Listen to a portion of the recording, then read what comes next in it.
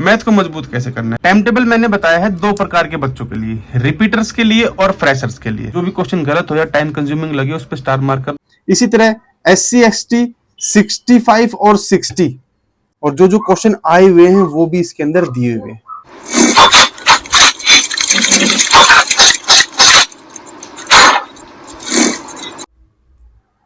Hello दोस्तों, railway में group D level 1 की पोस्ट के लिए 32,000 वैकेंसीज निकली हैं और उसके फॉर्म को भरने के बाद जो अक्सर और महत्वपूर्ण प्रश्न बच्चों के द्वारा मुझसे पूछे जा रहे हैं, आज उस पर यह वीडियो रहेगी। और ये महत्वपूर्ण वीडियो रहने वाली है, उसका कारण यह है कि इसके ऊपर आपका भविष्य, आपका सिलेक्शन डिपेंड करता है। तो वीडियो को स्टार्टिंग से लेके एंड तक बिना स्किप किए देखना है आपको। इसमें हम आपके महत्वपूर्ण प्रश्न जो आप पूछ रहे हैं वो क्या क्या है मैं बता देता हूं। आपने पूछा कि किताबें कौन सी लें कि हमारा जो ग्रुप डी लेवल 1 का जो पोस्ट का सिलेक्शन है उसका जो सिलेबस आने वाला है वो पूरी तरीके से कवर हो जाए।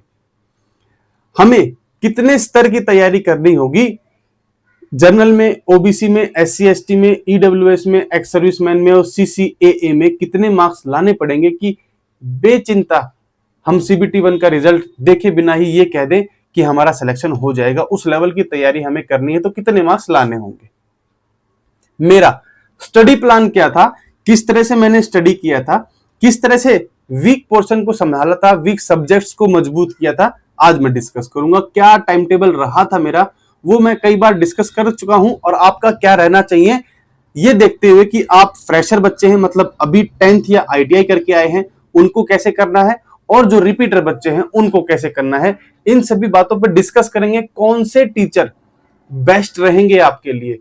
फ्री वीडियोस का लिंक मैं आपके साथ में डिस्क्राइब करूंगा, कैसे उनको करना है, कैसे 4 से 5 महीने आपके पास में जो ग्रुप डी के हैं उसमें अपने आप को तैयार करना है दोस्तों उन वीडियोस से, और नोट्स कैसे बनाने हैं आज डिस्कस करने वाले हैं। सब कुछ मैंने आपके लिए लिख के तैयार कर लिया है। आइए देखते हैं, समझते हैं बिल्कुल स्टार्टिंग से एंड तक सिलेबस को कवर कैसे करना है और उसमें अच्छा स्कोर कैसे करना है इस चीज को। तो इन बचे हुए 5 महीनों में आपको कैसे सिलेक्शन, कैसे अपनी रणनीति बनानी है ग्रुप डी को पाने के लिए। सबसे पहले अपना स्टडी प्लान बनाना है। भाई मैं ऐसे ऐसे पढ़ूंगा, तैयारी करूंगा। टाइम टेबल मैं बता दूंगा आपको मेरा क्या था और आपको क्या बनाना है, पर टाइम टेबल को आपको फॉलो करना है। याद रखिएगा, कंसिस्टेंसी अगर नहीं रखी, जिस दिन आपने टाइम टेबल तोड़ दिया समझ लीजिए सपना भी 1-1% करके टूटता जा रहा है। वीक सब्जेक्ट आपको पता होना चाहिए मेरा ये है, जिस सब्जेक्ट से आप भाग रहे हो दूर वो आपका वीक सब्जेक्ट है। जिसको नहीं समझ में आ रहा वो इस तरह से समझिए। रिवीजन पढ़ते जा रहे हो, अगला पढ़ते जा रहे हो, पिछला भूलते जा रहे हो, ऐसा नहीं चलेगा, फिर कोई फायदा नहीं होगा पढ़ने का। आज जो पढ़ रहे हो 2 दिन बाद भूल जाओगे, इसलिए रिवीजन डेली करना है। मैं बताने वाला हूं आगे, कोई दिक्कत नहीं है। प्रीवियस ईयर क्वेश्चन रामबाण रहेंगे, इनके बिना सिलेक्शन नहीं होगा, चाहे ऑनलाइन मोड हो चाहे ऑफलाइन मोड हो। फिजिकल मेंटेन रखना है। जो बच्चे इसके अंदर इतना लीन हो जाएंगे कि भाई वो रिवीजन करेंगे, वीक सब्जेक्ट पकड़ेंगे, टाइम टेबल पकड़ेंगे, टाइम टेबल के अंदर इसको भी लेना है, फिजिकल मेंटेन रखना है, क्योंकि आपको PET भी देना है जिसमें पास होना है। और मेडिकल की जिम्मेवारी आपके ऊपर रहेगी कि अपने आप को कैसे आप सुरक्षित रखते हैं। मेडिकल होने तक, ज्वाइनिंग होने तक अपने स्टैंडर्ड की, अपने आइज को मेंटेन रखते हैं। स्टेजेस ऑफ सिलेक्शन, जिसको नहीं पता उसको बता देता हूं। 4 चरणों में आपका सिलेक्शन होगा, उसके बाद आपको पोस्टिंग मिलेगी। 4 चरण में सबसे पहले CBT 1, अभी एक बताया है, भगवान करे एक ही हो। मेरे अनुमान से 2.5 से 3 करोड़ फार्म गिरेंगे, तो वहां से आपको छट के आना है, याद रखिएगा। उसके लिए तैयारी करनी है। ये जो 90 मिनट है, ठीक है ना, चक दे इंडिया वाली ये 90 मिनट है, इनके अंदर आपको 100 मार्क्स को अटेन करना है। 100 में से कितने नंबर लाने हैं मैं बात करूंगा अभी। मैथ 25 नंबर का, साइंस 25 नंबर की, रीजनिंग 30 की, जीके और करंट अफेयर्स 20 मार्क्स की आएगी। आप देख लो मेरा कौन सा मजबूत है, मैं उसको थोड़ा कम और जो मजबूत नहीं है उस पर ज्यादा फोकस करूंगा। नेगेटिव मार्किंग बच्चे पूछते रहते हैं, तो सुन लो भाई, अगर आपने 3 क्वेश्चन गलत कर दिए और 1 क्वेश्चन सही कर रखा है तो ये समझ लो 3 तो गलत हो ही गए, ये सही वाला भी गलत हो गया, तो आपके कुल 4 क्वेश्चन गलत हो गए। मतलब इसके अंदर क्या है, 1/3 नेगेटिव मार्किंग है। मतलब 1 क्वेश्चन गलत हुआ तो दूसरे क्वेश्चन से भी ये 0.33 नंबर घटा देंगे, ऐसे मान के चलो 1/3 है। अब कितने आपको मार्क्स लाने पड़ेंगे अपने आप को सेफ समझने के लिए। सेफ कितना होगा, देखिए UR के लिए मैं बोलूं कि 75 मार्क्स अगर भाई आप लेके आते हो ना, तो आप एग्जाम यूं कह देना कि भाई मेरा सिलेक्शन है, चाहे रिजल्ट आए या ना आए, मेरा सिलेक्शन उसमें होने वाला है। ओबीसी 70 प्लस मार्क्स ले आना भाई, पक्का सिलेक्शन हो जाएगा। इसी तरह SC ST 65 और 60 ये नंबर अगर आप लेके आ जाते हैं तो आप बेचिंता होकर बैठ जाइए, आपको कोई कुछ कहने वाला नहीं है। अनुमानित 65 मार्क्स EWS में बच्चे चाहेंगे, ठीक है। और यही मैं बोलूंगा 60 नंबर अगर आप लाते हो CCAA अप्रेंटिस वाले बच्चे, सबसे अच्छा मौका है आपके लिए ये, ठीक है। और वहीं एक्स सर्विसमैन को मैं बोल दूं 55 प्लस मार्क्स आप ले आएंगे तो आपका सिलेक्शन आराम से हो जाएगा। ये मेरा खुद का एक व्यक्तित्व है बताने का। अब मैं बात कर लूं कि कैसे आपको तैयारी करनी है। सबसे पहले बहुत ही इंपॉर्टेंट चीज भाई सिलेबस को या तो प्रिंट आउट निकलवा के अपनी कॉपी में पेस्ट कर लो, जैसे मैंने इसके अंदर पेस्ट कर लिया है, ठीक है, NTPC का। इसी तरह या तो आप अपने जो स्टडी टेबल है उसके आगे चिपका लो उसको, क्योंकि आपको केवल जो सिलेबस के अंदर है उसको ही पढ़ना है, फालतू कुछ भी पढ़ने की आवश्यकता नहीं है, क्योंकि आपका टाइम वेस्ट होगा, आपका दिमाग खराब होगा और एक्सेस पढ़ेंगे तो काम आने वाला नहीं है। अगर जब आपने सिलेबस ले लिया तो अब आपके पास में होनी चाहिए किताबें, सही किताबों का चयन आपको करना है, ठीक है। उसके बाद में बताऊंगा टाइम टेबल। पहले मैं बता देता हूं आपके पास किताबें कौन कौन सी होनी चाहिए, मैंने कहां से स्टडी की थी वो। मैथ के लिए इसको थोड़ा छोटा करता हूं। मैथ के लिए आपका ये रेलवे का ऑल एग्जाम 10,000 प्लस की किताब ले लीजिए। मैं अभी भी इससे NTPC की तैयारी कर रहा हूं, ठीक है। और कैसे करनी है वो मैं बताने वाला हूं। अभी मैं बता रहा हूं आपको कौन सी किताबें ले लेनी। रीजनिंग के लिए आपके पास में इससे मोटी किताब अगर आपके पास में कहीं और मिल जाए तो मुझे बता देना, इससे ज्यादा क्वेश्चन कहीं मिल जाए तो मुझे बता देना। सामान्य जानकारी 1 लाइनर टाइप का किताब जिसमें विज्ञान भी है और आपकी सामान्य जानकारी भी है, पुराने सॉल्व पेपर्स भी दिए हुए हैं। ये कामयाब रहेगी आपके लिए GK GS को मजबूत करने के लिए प्रीवियस ईयर क्वेश्चन के हिसाब से। तो NCERT पैटर्न बेस्ड आप किताब ले सकते हो, ठीक है। इसके अंदर 1 लाइनर सारी अप्रोच दी हुई है, इसको पढ़ना जरूरी है। 1 लाइनर क्योंकि अपने को ये कैप्सूल की तरह काम करेगा बिल्कुल आखिरी के अंदर, ठीक है। हमें चीजों को बिल्कुल विस्तार से पढ़ना है, उसके बाद इस 1 लाइनर को उठाना है और फिर वहां से सबको निकालना है। इसमें अच्छी चीजें क्या है, इसके अंदर आपको जो फॉर्मूले हैं, नोट्स तो बनाने पड़ेंगे ही पड़ेंगे, पर आपको यहाँ पे बने बनाए मिल भी जाएंगे, ठीक है। और जो क्वेश्चन आए हुए हैं वो भी इसके अंदर दिए हुए हैं। तो किताबें केवल सिलेक्शन का माध्यम हो सकती हैं, पर उसको आपको पढ़ना है। कोई बच्चा कहेगा कि नहीं मुझे तो पढ़ना है बायो फिजिक्स केमिस्ट्री को अलग अलग, तो भाई अलग अलग ये किताबें भी ले सकते हो। आपका मन करे तो सिंगल किताब भी ले सकते हो, NCERT उठा सकते हो। तो दोस्तों अब बात करते हैं टाइम टेबल की। टाइम टेबल मैंने बताया है 2 प्रकार के बच्चों के लिए, रिपीटर्स के लिए और फ्रेशर्स के लिए। फ्रेशर जो अभी 10th या RTI करके बच्चे आए हैं वो, और रिपीटर जो कि ALP टेक्नीशियन RPF या NTPC का एग्जाम दे चुके हैं, वो बच्चे रिपीटर्स कहलाएंगे। उन बच्चों को ज्यादा प्रैक्टिस करने की आवश्यकता या पूरे सिलेबस को दोबारा से करने की जरूरत नहीं है। वो 6 से 8 घंटा भी स्टडी करेंगे, क्योंकि वो पहले 8 से 10 घंटा या 10 से 12 घंटा पढ़ाई कर चुके हैं। तो उनको क्या करना है, उनको प्रैक्टिस करनी है, ज्यादा से ज्यादा मॉक टेस्ट लगाने हैं। मॉक टेस्ट दोनों को लगाने में पहले बता चुका हूं। मॉक टेस्ट अभी आज 395 रुपीज में मिलेगा आपको। टेक्स्ट बुक का सबसे बेस्ट प्लेटफॉर्म है। ALP रवि कोड यूज करेंगे तो 12% और एक्स्ट्रा डिस्काउंट आपको मिलने वाला है। आप रिपीटर्स को अभी से क्या करना है, प्रैक्टिस करनी है, मॉक टेस्ट लगाने हैं, प्रीवियस ईयर क्वेश्चंस को ढूंढ के लपेटना है, अपने वीक पोर्शंस को मजबूत करना है, उसके ऊपर काम करना है। सिलेबस आप कर चुके हो, धीरे धीरे करते भी रहो। फ्रेशर्स को ज्यादा ध्यान देने की आवश्यकता है। अगर आप रिपीटर्स को कम्पीट करना चाहते हो तो आपको अभी 8 से 10 घंटे, उसके बाद 2 महीने बाद 10 से 12 घंटे।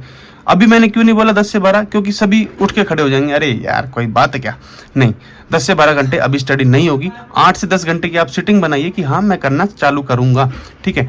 आपको सिलेबस को धीरे धीरे पकड़ बनानी है, एक एक चैप्टर को करते हुए जाना है, रिवीजन करना है डेली। जो मैंने आज पढ़ा उसको मैं आज शाम को रिवाइज करूंगा, प्रैक्टिस करनी है, ठीक है। एक सिलेबस, एक चैप्टर कंप्लीट हुआ, उसकी प्रैक्टिस करो, उसका एग्जाम दो, उसका मॉक टेस्ट दो। मॉक टेस्ट आप यहाँ से इंडिविजुअल चैप्टर का भी दे सकते हो, केवल 395 में। कल से ये आपको मिलने चालू होगा 699 में। तो 350 रुपए का नुकसान क्यों करना, आपको काम तो आने वाला है। प्रीवियस ईयर क्वेश्चन लगाओ और उसके बाद फिर अपने स्कोर को इंप्रूव करने के लिए उसके ऊपर काम करो। अब मैं बात कर लूँ मैं कैसे पढ़ता था। मेरी आदत नहीं थी सुबह उठने की, बिल्कुल भी, मैं स्पष्ट बताता हूँ। इसलिए मैंने आपको यहाँ पे रात 11 बजे तक पढ़ने को बोला है, मैं 2 से 3 बजे तक पढ़ लेता था, फिर सुबह उठता था 7-8 बजे। तो मैंने आपके लिए बनाया है कि सुबह आप 6 से 9 की स्टडी करें, मतलब 7 से 8, 8 से 9, 3 घंटा स्टडी करें, और सुबह सुबह माइंड फ्रेश रहता है तो जीके पढ़ें और करंट अफेयर्स पढ़ें। साइंस मैंने लिख दिया है, यहाँ पे पढ़ने की आवश्यकता नहीं, साइंस के लिए अलग से कॉलम दिया है, क्योंकि साइंस वास्ट है। फिजिक्स, बायो, केमिस्ट्री 3 चीज इसके अंदर आने वाली है, तो इसको अलग से टाइम देने की जरूरत है। 2 घंटा, इस 2 घंटे में आपको करना क्या है, मैंने बताया ना 8 से 10 घंटा पढ़ना है। उसके अंदर ऐसा नहीं कि इंस्टाग्राम देख रहे हो, फेसबुक देख रहे हो, सर के चैनल, सर रवि सर का मोटिवेशनल वीडियो आ गया, नहीं, मत देखो, ठीक है। वहां पर जितना पढ़ना है, जो फिक्स टाइम है उसके अंदर पढ़ना ही है बस, और कुछ नहीं करना। कोई दोस्त आ जाए, जाने दो भाई, भाड़ में पढ़, तू बैठ के पढ़ना है तो पढ़, नहीं तो तू जा, ठीक है। रेस्ट मेरा ये है, इसमें आ जा, बात करेंगे। 11 से 2 दोपहर को फिर बैठेंगे, 11 से 2 बजे तक बैठेंगे, फिर वही रीजनिंग को बिल्कुल भी हल्के में मत लेना भाई, ठीक है। फिर 2 घंटे का रेस्ट, 4 से 7 बजे तक फिर बैठेंगे शाम को, ठीक है। उसमें आप साइंस पढ़िएगा, साइंस में आप अलग अलग से टॉपिक उठाइएगा, ज्यादातर फिजिक्स और केमिस्ट्री पे फोकस कीजिएगा। बायो के जो पुराने प्रीवियस ईयर क्वेश्चंस में आए हुए क्वेश्चंस हैं उनको ज्यादा कीजिएगा, ज्यादा गहराई में जाने की आवश्यकता नहीं है। पढ़ेंगे बिल्कुल, मैथ को कैसे पढ़ना है, साइंस को कैसे पढ़ना है, आगे आ रहा है। बच्चों के मैथ बोलते हैं सर हमारा मैथ बहुत कमजोर रहता है, कैसे मजबूत करें, इसी वीडियो में बता दूंगा, इसलिए वीडियो थोड़ी सी बड़ी जरूर हो जाएगी। मैथ को मजबूत कैसे करना है, मेरा बच्चा अभी आर्मी स्कूल की तैयारी कर रहा है, उसको मैं अभी से 1 से 30 तक के स्क्वायर रटे पड़े हैं उसके, 1 से 30 तक के क्यूब रटे पड़े हैं उसके, 1 से 20 तक के पहाड़े याद है उसको। आप भी कर लो रैंडमली, मतलब कटमा सुनाओ अपने दोस्त को, अपने मम्मी पापा को कि भाई मेरे से सुन लो। इसका फायदा क्या होगा, 6 से 7 सेकंड बचेंगी आपकी, बिल्कुल। अगर आपने 16 को 7 से गुना करना है, मेरी इधर ही खराब होती थी, मैं जो मेरी डीमेरिट्स है वहां पे आपको काम करने को बोलूंगा, तो आप मुझसे भी और अच्छा स्कोर करेंगे और सिलेक्शन तो जरूर पाएंगे। तो इसमें आप अगर ऐसे करने बैठोगे तो 5 से 6 सेकंड लगने वाली, पर अगर आपको आता है हाँ 6, 16, 17 इतना, तो आप फटाफट निकाल के आगे निकल जाओगे। करना क्या है, फ्री यूट्यूब चैनल वीडियो मैं आपको दूंगा, साहिल सर की 96 वीडियोस मेरे पास में है फ्री की, डिस्क्रिप्शन में डाल दूंगा।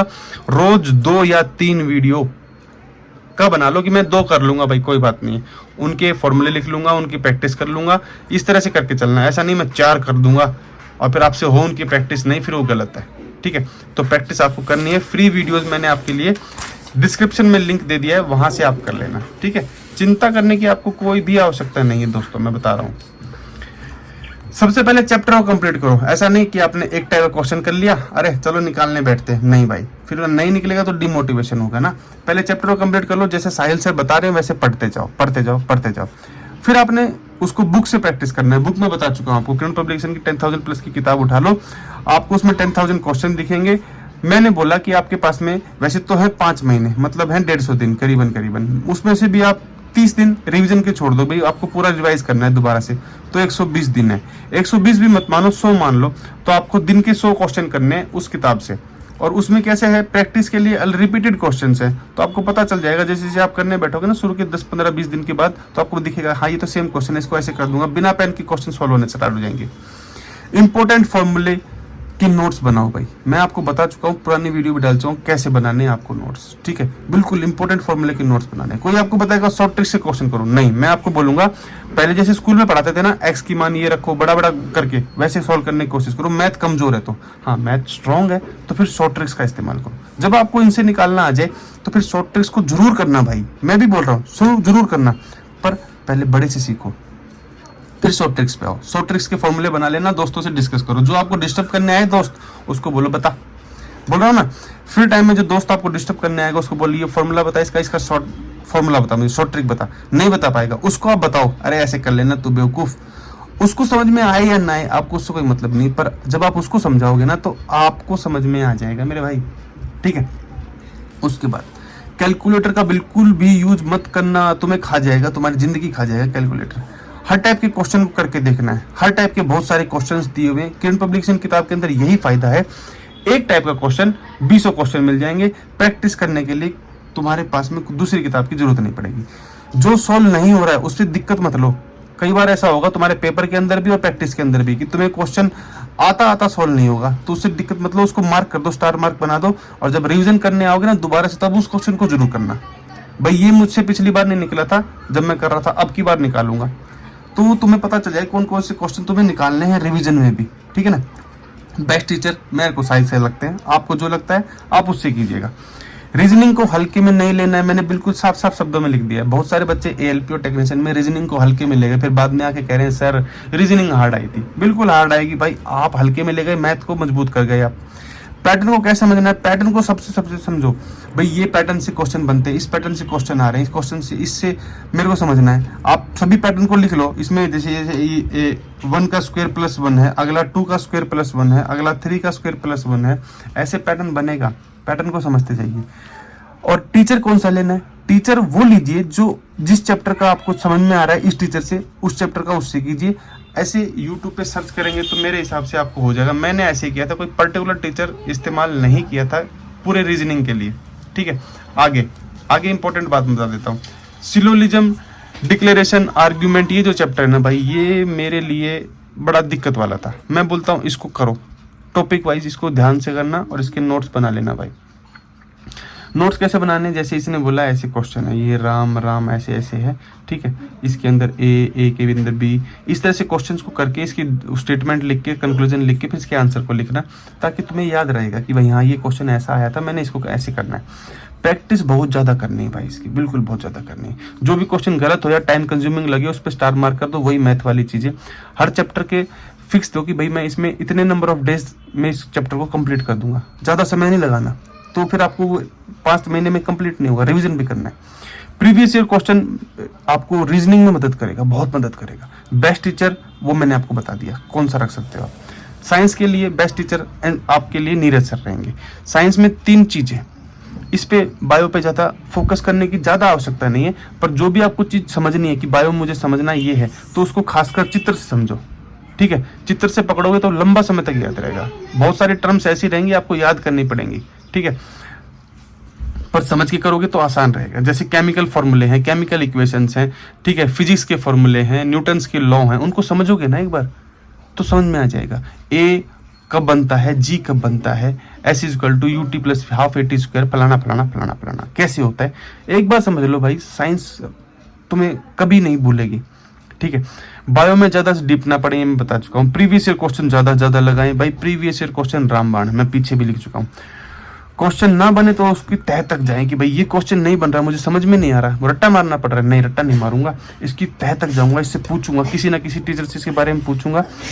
जो भी फॉर्मूले मिले हैं आपको उनकी नोट्स बना लो भाई, डेली उनको रिवाइज करो, डेली उनकी नजर में अपने दीवार के सामने उसको चिपका के रख लो और याद करते रहो रोज। बेस्ट टीचर आपको मैं बता चुका हूँ, नीरज सर, जिनसे हमने भी स्टडी की थी और आप भी कर सकते हैं। जीके और करंट अफेयर, देखिए यहाँ पर मैं ज्यादा ज्ञान आपको दूंगा नहीं, क्योंकि मेरी खुद की जीके मजबूत नहीं थी। हाँ, मैंने की कैसी थी वो बता दूं। 2018 के अंदर एएलपी के भी एग्जाम चल रहे थे, एएलपी और टेक्नीशियन के साथ ही ग्रुप डी के भी एग्जाम चल रहे थे। ग्रुप डी के जो भी क्वेश्चन आ रहे थे मैं उस टॉपिक को उठाता था और उसके बारे में पूरी जानकारी ले लेता था। इसी तरह करंट अफेयर्स का कैसे करना है, आपको पिछले 1 साल की करंट अफेयर्स को रट मारना है आपको, बस और कुछ नहीं करना करंट अफेयर्स का। अच्छा चैनल में बताता हूँ, स्टडी आईक्यू में उससे करता था, आप भी कर सकते हो, ठीक है। अभी जो एग्जाम हुए हैं एएलपी, टेक्नीशियन और आरपीएफ एसआई के, उसमें जो जीके के क्वेश्चन टॉपिक्स लिए गए हैं, मैं भी कंसीडर करके आपको एक वीडियो बना दूंगा, उनको आप बिल्कुल पक्का करके जाइएगा, ठीक है। और जीके आप अपनी, मैंने आपको बुक बता दी है, उससे मजबूत कीजिएगा। रामबाण क्या रहेगा, प्रीवियस ईयर क्वेश्चन और मॉक टेस्ट जो ऑनलाइन है वो आपके, मैं पहले भी डिस्कस कर चुका हूँ। बहुत सारे फायदे हैं आपके पास में मॉक टेस्ट के लिए, सभी को मैं गिना दूं, चलिए गिना देता हूँ। टेक्स्ट बुक को सबसे पहले बता दूं दोबारा से, मैं 396 में आज रात तक केवल आपके लिए ऑफर है, उसके बाद 699 रुपए में लगेगा पूरे 1 साल के लिए, फिर फायदा नहीं होगा भाइयों। लास्ट डे का ऑफर है, एएलपी रवि यूज करना, 1-1 रुपए आपका कीमती है मुझे पता है, इसलिए 12% डिस्काउंट आपको यहाँ से मिल जाएगा।